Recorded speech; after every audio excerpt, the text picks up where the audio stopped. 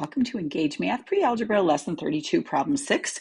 So assuming you already read the question, we are looking to see how many different combinations of teams can make it to the World Series. So what we know is that one team makes it from the American League and one team makes it from the National League. There's 15 American League teams and 15 National League teams.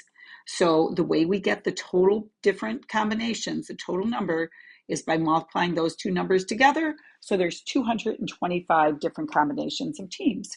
All right, so now if your favorite team is the Phillies and your friend's favorite team is the White Sox, then if we want those two particular teams, there's only a one way that can happen out of the 225 combinations. So the probability of that happening is 1 in 225.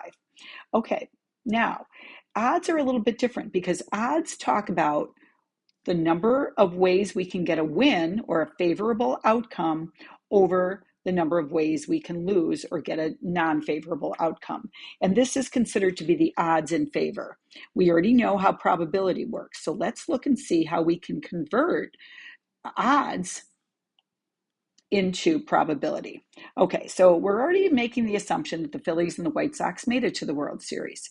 So if the odds that the White Sox will win are 1-to-1, that means there's one way they could win and one way they can lose.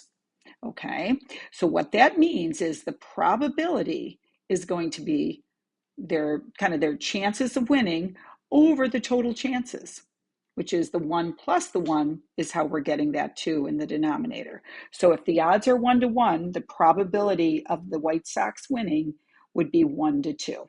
So if we wanted that as a percent chance, we would then say 50%. All right, thanks for joining us here today at Engaged Math.